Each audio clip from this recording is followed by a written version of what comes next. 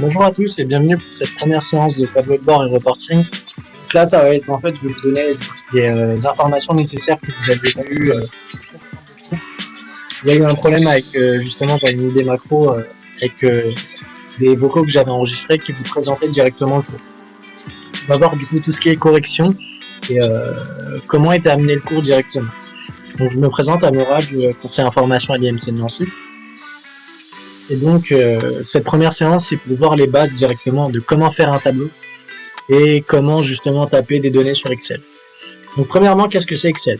Donc Excel, c'est un logiciel en fait de la suite bureautique Office de Microsoft et il permet justement tout ce qui est création de tableaux, calcul automatisé, planning, graphique et base de données. En général, ce genre de logiciel, c'est un tableau.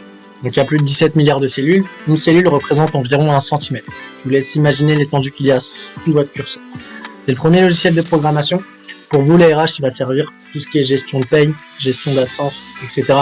Et donc c'est vraiment le logiciel incontournable dont vous aurez besoin en entreprise. Donc on va voir premièrement un vocabulaire très spécifique. Pourquoi un vocabulaire très spécifique? Demain, si vous avez un problème sur Excel, et que vous voulez échanger, que ce soit avec moi, avec le support, il faudra parler le même langage. Donc premièrement, petit 1, on a les cellules. Qu'est-ce que c'est une cellule? En fait, c'est là où vous allez insérer tout ce qui est texte, images, ou même faire vos calculs automatisés. Justement, pour référencer ces cellules, on aura besoin des colonnes. Les colonnes qui sont en général des lettres, et les lignes qui sont des chiffres. Par exemple, si on veut la cellule qui est sur B7, on aura donc juste à choisir la colonne B et la ligne 7. On aura donc la cellule qui est sur B7. Ça s'applique aussi pour un groupe de cellules. Nous avons ensuite les feuilles qui permettent justement, au lieu d'ouvrir 12 dossiers, par exemple, si vous voulez faire un tableau de gestion d'absence sur 12 mois, vous pouvez juste cliquer là où il y a le petit 4, ça sera un plus, et faire 12 feuilles directement. Ça vous permet justement de créer 12 feuilles au lieu d'ouvrir directement 12 fichiers Excel. Vous avez en 5 la barre de fonction. C'est là où va se faire justement tout ce qui est calcul automatisé. Vous pourrez faire justement des sommes directement, tout ce qui est moyenne, etc. La cellule 6, enfin le 6 du coup, pas la cellule 6. Le 6 représente la dénomination. En fait, c'est là où il y a l'intitulé de votre cellule. Par exemple, si on va sur B7, sur la case 6, là où il y a le 6, ça sera écrit B7. Ça, vous pouvez le renommer, par exemple, pour tout ce qui est calcul. Ça vous permet justement de simplifier vos calculs en renommant directement une cellule ou un groupe de cellules. On le verra par la suite. Donc, premièrement, comment taper une fonction? Donc, toute fonction débute par le signe égal. Je mets l'accent sur ça, c'est super important. Si vous mettez pas de signe égal, en fait, vous pourrez rien faire du tout. Donc là, on a un petit exemple, c'est une simple addition. On commence par égal, on fait A1 plus B1, et sur la cellule C1, on obtient donc la somme de ces deux cellules. La deuxième méthode qui est possible, c'est par exemple en utilisant directement la fonction sum. Donc là, il suffira juste de taper sum et de sélectionner les cellules concernées. Là, je vous demandais du coup de faire directement l'exercice 1. L'exercice 1 qui n'a pas posé de problème, c'était vraiment pour voir les bases du calcul. Les bases du calcul, ça va être justement tout ce qui est somme, addition, multiplication, etc. C'était pour voir si vraiment vous aviez au moins les bases. Ce que je vous demandais en premier temps, c'était de taper directement 3 chiffres. 14, 47 et 54. Donc là, c'est un tableau que j'ai fait moi-même. Donc vous pouvez le voir, ça simplifie. Juste au visuel, là on sait ce qui est attendu et ce qu'il faut faire. En premier temps, du coup, c'était l'addition manuelle, la fonction somme, division arrondir, multiplication, soustraction, moyenne et quartier. Ça permet aussi une meilleure compréhension justement du problème. En premier temps, l'addition manuelle, donc il suffit de taper égal, on fait A1 plus B1 et on obtenait notre première somme de façon manuelle. Ensuite, on faisait la fonction somme, on tape égal, on tape les deux premières lettres, en général, elle est juste en dessous, et donc, il suffisait de sélectionner les deux premières cellules. Et là, vous avez fait la fonction somme. Pour la division, on retape le égal, on prend A1, slash, divisé du coup, par B1. Et là, on obtenait 0,298. Je vous demandais d'arrondir, du coup, il y a deux types.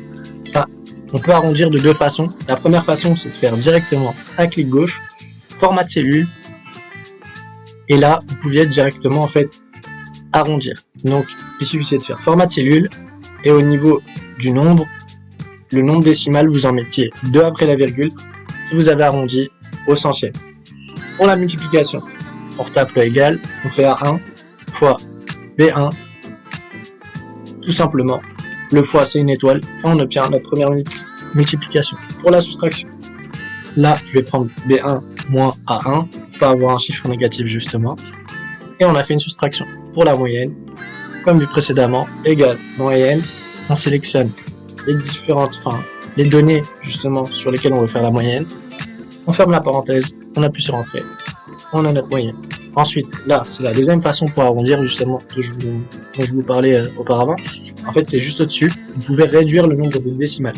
Bon, ça dépendra en fait de la version d'Excel que vous avez. Et là, on arrondit au centime.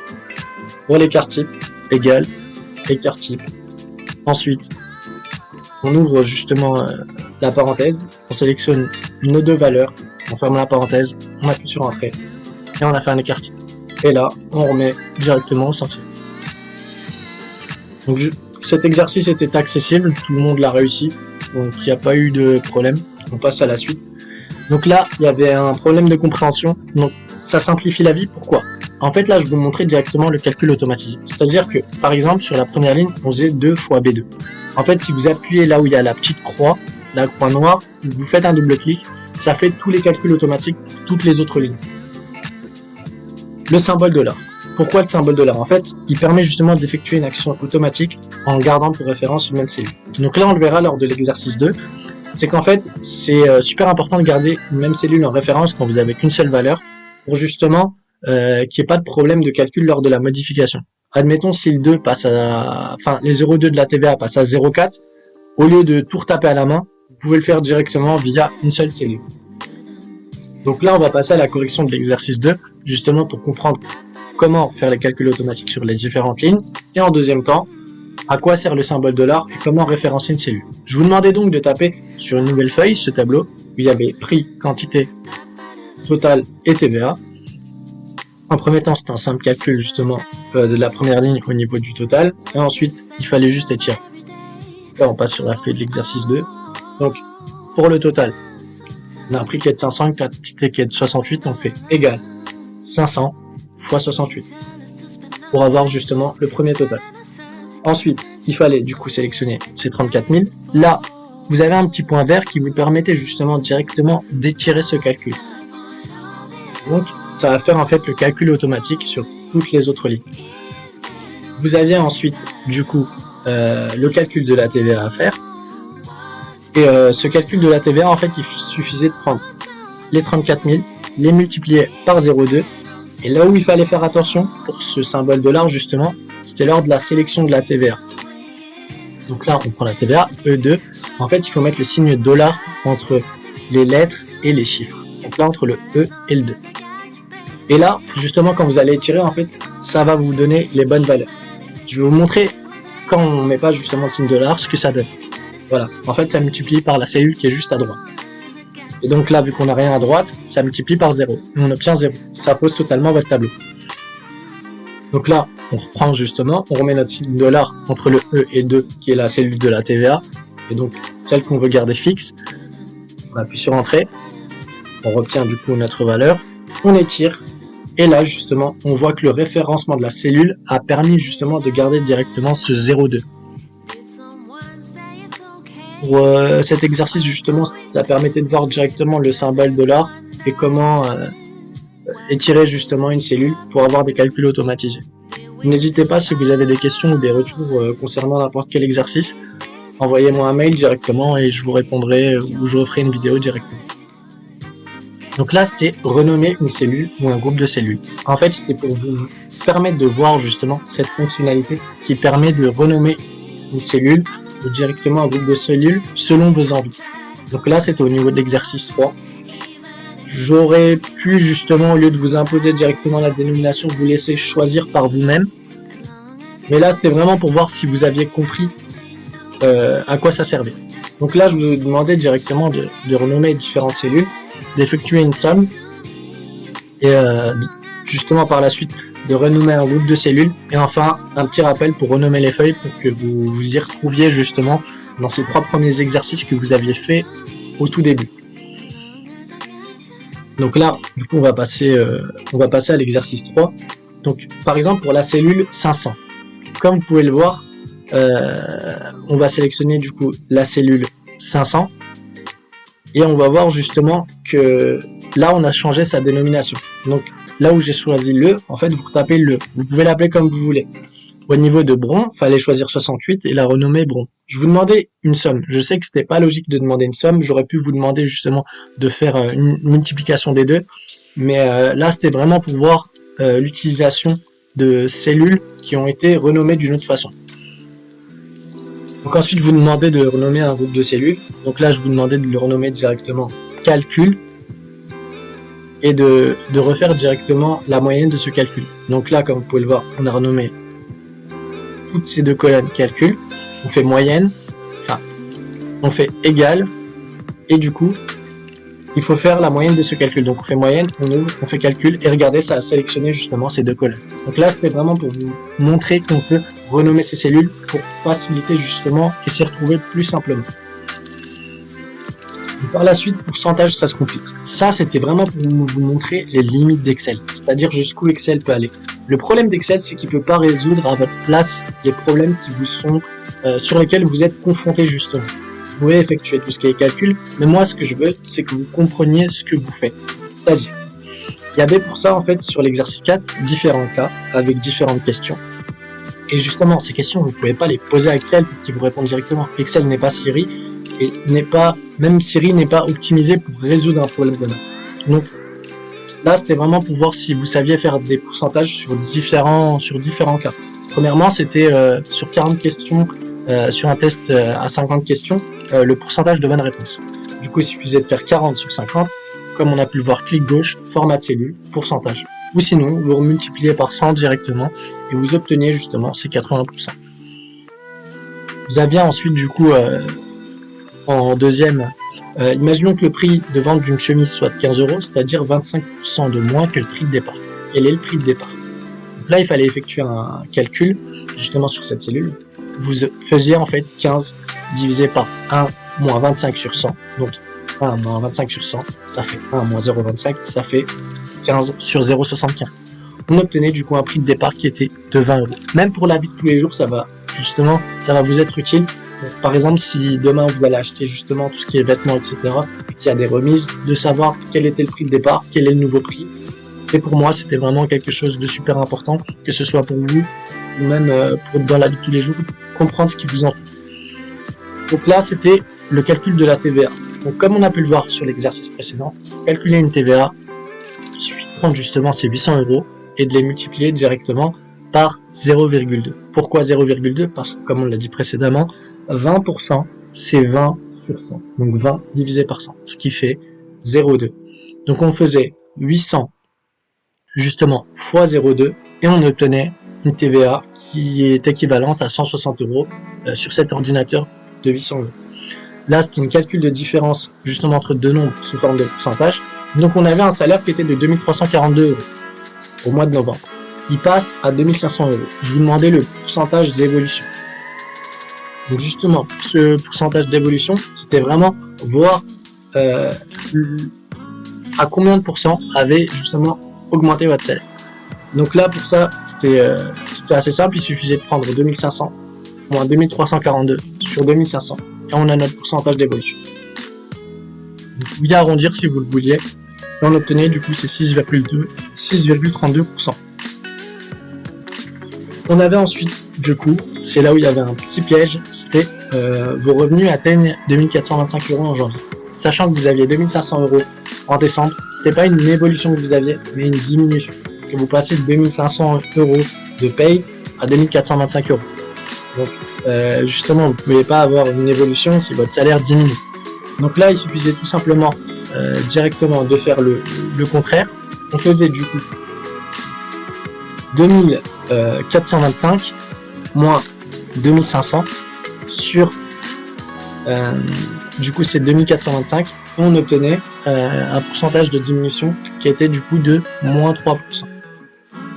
Donc là, ça va être même pour vous pouvoir vous y retrouver justement sur tout ce qui est gestion de paye, voir le pourcentage d'évolution et de diminution justement, pourquoi pas des différents employés ou même pour vous-même. Donc là, c'était les 2425 moins 2500 sur 2500. On obtenait une diminution de moins 3%. qui a été demandé par la suite, donc sur le petit 5, c'était augmenter ou diminuer un nombre selon un pourcentage. Donc là, j'avais pris une dépense de 113 € par semaine, par exemple pour votre nourriture, et je vous demandais justement si vous voulez augmenter votre dépense hebdomadaire de 25%. Combien pouvez-vous dépenser? Donc, premier cas, en fait, j'ai des personnes qui ont trouvé en dessous de 113. C'est pas possible. Si vous voulez justement vous allouer un budget qui est de 25% en plus, vous devez avoir un chiffre qui est supérieur à 113. Du coup, il fallait faire 113 fois 1 plus 0,25, donc 25%, 25 divisé par 100, si vous voulez. Et on obtenait du coup ces 141,25. C'est donc votre nouveau budget avec cette augmentation de 25%. Donc 141,25 €. Ce qui était demandé ensuite, c'était justement si vous avez une diminution de votre budget de 25%, c'est-à-dire que demain vous dépensez 113 € par semaine et vous voulez réduire ce budget de 25%. Ce qu'il fallait faire, c'est au lieu d'additionner justement ces 1 plus 0,25, il fallait faire en fait 113 fois 1 moins 0,25. Donc là, vous avez le calcul et vous obtenez donc une dépense qui était de 84,75 € pour votre nourriture par semaine si vous voulez diminuer de 25%. Je sais que c'est des mathématiques, certains ne sont pas fans justement de tout ce qui est problème, etc. N'hésitez pas à revenir vers moi si vous voulez plus d'explications, peut-être avec des formules. Pour moi, c'est vraiment quelque chose de super important qui va vous permettre, dans la vie de tous les jours, justement, la compréhension de différents problèmes, ou même pour vous, pour gérer justement tout ce qui est finance. Et ça permettait aussi de revenir sur quelques notions de mathématiques, et de montrer aussi les limites d'Excel. Donc on se retrouve du coup sur le prochain exercice. Là, c'était une petite pause détente. Donc en fait, Excel, il permet aussi de créer des étiquettes personnalisées directement. Donc ces étiquettes, par exemple, on va prendre les étiquettes du McDo. Si on a vu qu'on avait 17 milliards de cellules, vous pouvez donc faire 17 milliards de ces vignettes directement. Admettons, la première vignette, c'est une feuille. Vous faites ensuite 50 vignettes. Vous aurez donc 50 feuilles avec toutes ces vignettes. Excel va vous permettre justement de faire ces différentes vignettes et va vous permettre de les mettre sur un même et seul document. Vous aurez ensuite directement la forme. Donc là, ce que je vous demandais pour l'exercice 5, c'était directement en autonomie de choisir un logo et un slogan qui vous plaisait le plus.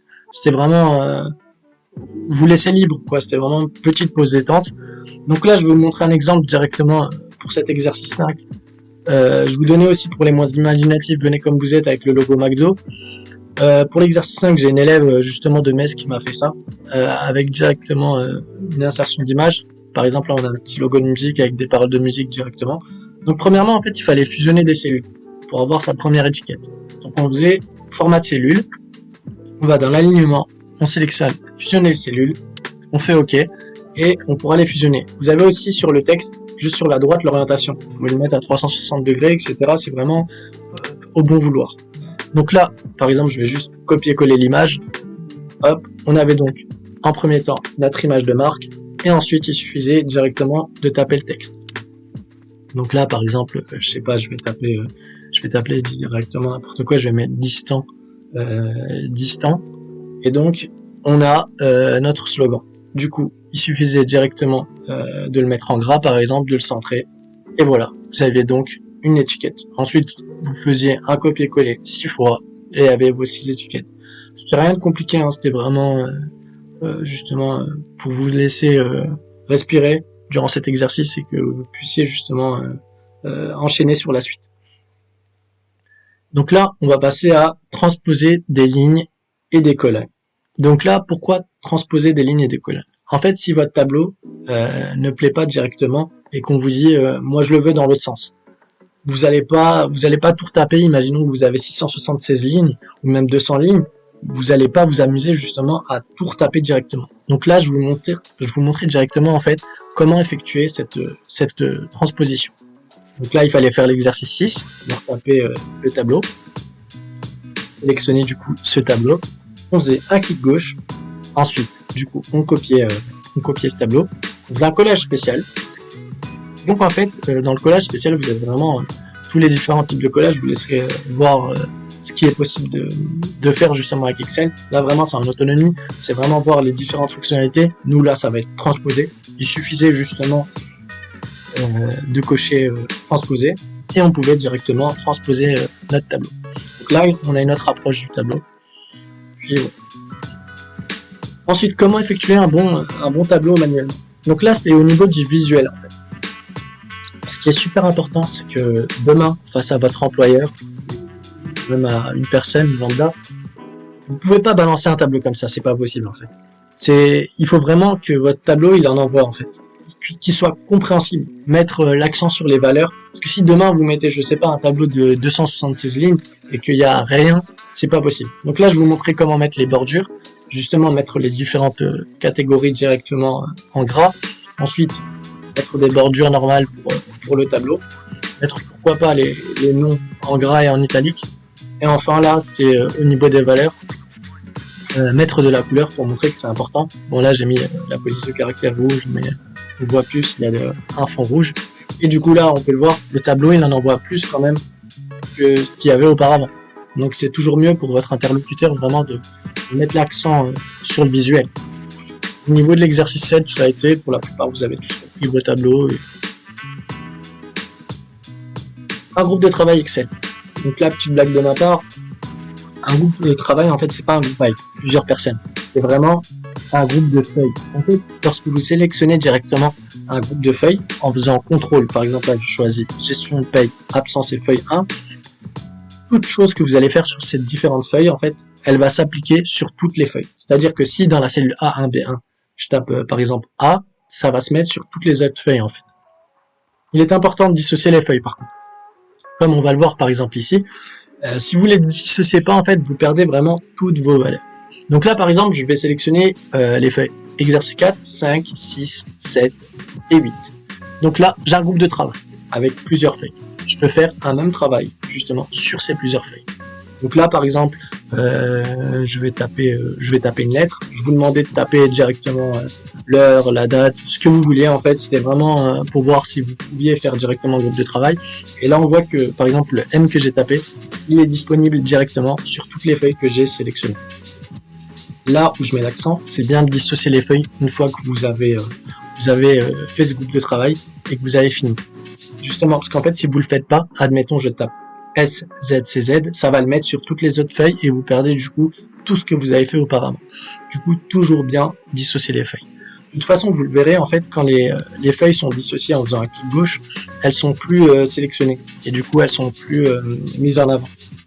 Donc là, on peut reprendre du cas par cas une fois que vous avez terminé justement votre travail. On va passer du coup à la suite, qui était l'exercice sur le calcul 3D. Là, encore petite blague de ma part concernant les lunettes 3D. Un calcul en 3D, en fait, c'est tout simplement un calcul interfeuille. En fait, pour cela, il suffira justement de taper le calcul que vous voulez faire et de sélectionner les différentes données sur les différentes feuilles. Admettons que vous avez un tableau de 12 mois et vous voulez faire une feuille, enfin, un calcul de tous les retards qu'une personne a eu. Vous pouvez le faire. Là, par exemple, je vous demandais de faire une somme sur 3 feuilles. Vous pouvez choisir les valeurs que vous voulez. C'était vraiment pour que vous fassiez votre premier calcul 3D. Donc là, il suffisait de taper égal. Vous allez sur la feuille de l'exercice 1, vous choisissez la valeur que vous voulez, vous mettez le plus. Vous allez donc sur la feuille de l'exercice 2, et ensuite vous avez juste à sélectionner une autre valeur justement. Donc là, par exemple, je vais sélectionner le 68, et regardez, j'ai un calcul qui est entre exercice 1, exercice 2, et là, sur la feuille 3, j'ai choisi 568. Donc là, j'ai une somme justement de ces 3 feuilles. C'est votre premier calcul 3D avec une somme justement. Là, je vous demandais de faire directement avec une moyenne. Justement, vous pouvez aussi faire avec toutes les fonctions que vous voulez. Bon, il y a une limitation, elle sera disponible justement sur la slide, des fonctions qui permettent justement ce calcul 3D. Attention, lorsque vous utilisez tout ce qui est moyenne, de bien mettre le point virgule entre chaque valeur. Qu'en fait, sinon, vous pourrez pas sélectionner les valeurs que vous voulez. Je pense qu'il y a dû avoir quelques problèmes sur justement cette fonction moyenne. C'était vraiment pour vous montrer qu'il faut toujours faire attention à sa sélection et toujours regarder justement ce qu'on a au niveau de cette fonction. Donc là, par exemple, on a fait une somme et une moyenne. Donc, au premier calcul 3D. Au niveau de la consolidation, donc là c'est l'exercice 10, c'est celui qui a posé le plus de problèmes. Donc comme vous avez pu le voir, moi c'était une consolidation simple avec des nombres. Là je vais vous montrer une consolidation par exemple avec une somme. Donc consolider c'est quoi? En fait ça va vous permettre de résumer les données de places distinctes en consolidant les résultats dans une seule plage d'entrée. C'est-à-dire, comme vous pouvez le voir sur le tableau de gauche, au niveau des recettes, vous savez des recettes pour janvier, février et mars. Admettons que vous voulez faire justement les totaux pour toutes les recettes sur l'hébergement, sur le repas et la boutique. En fait, cette fonction consolidée qui est disponible dans Données, c'est les deux cubes imbriqués, vous cliquez dessus et je vous laisserai justement en autodidacte voir à quoi elle sert. Il y a vraiment beaucoup de choses qui sont possibles avec cette fonction consolidée. Donc là, je supprime, je refais un exemple avec vous. Donc, hop, on supprime, et là par exemple, moi ça va être la fonction somme. Vous pouvez tout faire, nombre, gardez vos chiffres, moyenne, max, minimum, effectuer un produit, chiffre, écart type P. Ça va vous permettre justement de faire un résumé et de sortir les valeurs que vous voulez. Donc là par exemple, si vous voulez sortir un chiffre maximum, vous pouvez. Un chiffre minimum, vous pouvez aussi. Donc nous on va rester sur la somme pour cet exemple. Donc là par exemple, je vais faire une somme des différentes recettes. Donc là je sélectionne pour janvier. Ensuite sur février, les recettes. Ensuite, je fais à chaque fois, n'oubliez pas d'ajouter. C'est super important parce qu'en fait si vous ajoutez pas vos valeurs, vous ne pourrez donc pas par la suite faire cette consolidation. Donc là on a une consolidation sur justement toutes les recettes. Donc le 12 979,62 représente la somme sur les différents mois de l'hébergement, justement de la recette hébergement. Les 4689 sur le repas, et enfin les 1637, la somme des recettes pour la boutique. Donc là, je vous montrais en faisant B16 plus B21 plus B26, on obtenait justement cette somme des différentes recettes pour les hébergements des différents mois. Donc ça permet vraiment de résumer vos tableaux et de faire parler les chiffres directement. Vous avez du coup vos totaux, vous pouvez trouver tout ce qui est min, max. Je vous laisse vraiment revoir ça chez vous et revenez vers moi par la suite si vous voulez une vidéo plus explicative justement avec plus de cas. Il n'y a pas de problème, hein, je suis là pour ça, donc je vous ferai ça et puis je vous l'enverrai directement. Donc là, sécuriser son Excel. Donc pourquoi sécuriser son Excel? Donc en fait, il existe deux manières pour sécuriser son Excel. C'est la manière manuelle lors de l'enregistrement ou dans l'onglet fichier information. C'est super important parce que, admettons, si vous avez deux salariés et que l'un accède justement aux données, que ce soit sur, par exemple sur sa paye et qu'il voit qu'il touche par exemple moins qu'une autre personne, ça peut créer des problèmes dans votre entreprise ou si une personne malveillante accède justement à votre fichier et utilise vos données. Le mieux, c'est toujours de sécuriser son fichier Excel. Je vous montrerai avec la deuxième méthode comment justement protéger tous les fichiers. Donc là, la première méthode, information lors de l'enregistrement. Vous pouvez soit chiffrer avec un mot de passe, protéger seulement la feuille, protéger la structure du classeur directement, restreindre l'accès, ajouter même votre signature numérique ou marquer comme final. Donc là, c'est la première méthode, mais moi, ce que je vous conseille, c'est directement la deuxième méthode. En fait, lorsque vous enregistrez un fichier et que vous faites parcourir, dans Outils, Options générales, en fait, vous pouvez directement mettre un mot de passe pour la lecture et un mot de passe pour la modification. Attention, parce que le problème, c'est que si vous perdez votre mot de passe, mettez pas n'importe quoi, parce qu'en fait, si vous perdez votre mot de passe, vous n'aurez plus accès au fichier. Ça va être très compliqué, justement, de le débloquer directement. Donc, avec cette deuxième méthode, vous pouvez, en fait, sécuriser tous vos fichiers. Donc, que ce soit un PowerPoint, un Word, vous pouvez vraiment tout sécuriser. Tout ce que vous enregistrez dans Outils, Options générales, vous pouvez mettre un mot de passe pour tout. La lecture, la modification. C'est un petit conseil que je vous donne justement. Donc là, c'est la fin de la vidéo. Je vous remercie justement pour votre écoute. Du coup, on se retrouve à la prochaine séance. La prochaine séance qui sera en autodidacte et qui sera sur justement les tableaux dynamiques. Donc là, on a vu les bases d'Excel. La prochaine séance, c'est les tableaux dynamiques. Et justement, ça va vous permettre, ensuite, on fera l'étude de cas, qui va vous permettre justement de voir Excel de A à Z, sur cette partie de tableau de bord et de reporting. Donc, si vous avez des questions, n'hésitez pas à m'envoyer mon mail, qui sera disponible dans le mail que je vais vous envoyer. Et puis, je vous dis à la prochaine et merci.